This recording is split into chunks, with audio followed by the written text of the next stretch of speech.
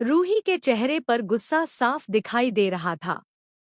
उसकी मुट्ठियां कस चुकी थी और आंखों में सिर्फ एक ही सपना था, निहार का असली चेहरा सबके सामने लाना। अब वह किसी भी कीमत पर पीछे हटने वाली नहीं थी। उसके साथ राध्या भी मजबूती से खड़ी थी। दोनों जानती थी कि यह लड़ाई आसान नहीं होगी, लेकिन सच की राह कभी आसान नहीं होती। रात का समय था। पूरे घर में अजीब सी खामोशी फैली हुई थी। ऐसा लग रहा था जैसे हर दीवार कोई गहरा राज छुपाए बैठी हो। रूही ने धीमी आवाज में कहा, हमें हर हाल में निहार के खिलाफ सबूत ढूंढने होंगे। अगर उसे नहीं रोका गया तो वह और लोगों की जिंदगी बर्बाद कर देगी। राध्या ने चारों तरफ नजर दौड़ाई। तभी उसकी नजर घर के पिछले हिस्से में बने एक पुराने कमरे पर पड़ी। वह कमरा कई सालों से बंद था। वहां कभी कोई नहीं जाता था। राध्या धीरे से बोली, मुझे लगता है इस कमरे में जरूर कुछ छुपा है। दोनों सावधानी से उस कमरे की तरफ बढ़ी। जैसे ही दरवाजा खोला गया, धूल का गुबार हवा में फैल गया। कमरे के अंदर पुराने बक्से, टूटी कुर्सियां और बिखरी हुई फाइलें पड़ी थीं।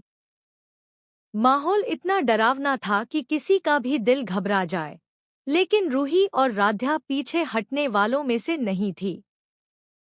रूही ने तुरंत फाइलें खंगालना शुरू कर दिया। तभी उसकी नज़र एक पुरानी डायरी पर पड़ी। डायरी के पन्ने पीले पड़ चुके थे, लेकिन उसमें लिखी बातें किसी बड़े राज की तरफ इशारा कर रही थी। उसने तेजी से पन्ने पलटने शुरू किए। कुछ ही देर बाद उसके चेहरे का रंग बदल गया। उसने घबराकर कहा, राध्या, यह देखो। राध्या ने डायरी हाथ में ली और पढ़ना शुरू किया। उसमें कई ऐसे नाम और घटनाएं दर्ज थी जिन्हें देखकर साफ समझ आ रहा था कि निहार लंबे समय से लोगों को धोखा देती आ रही थी। उसने कई लोगों को अपने झूठ और चालों में फंसाया था। राध्या की आंखें हैरानी से फैल गईं। उसने कांपती आवाज में कहा, अगर यह सब सच है तो निहार बहुत बड़ा खेल खेल रही है। रूही की आंखों में अब डर नहीं था। उसकी जगह आत्मविश्वास ने ले ली थी। उसने मजबूती से कहा, अब निहार ज्यादा दिनों तक नहीं बच पाएगी।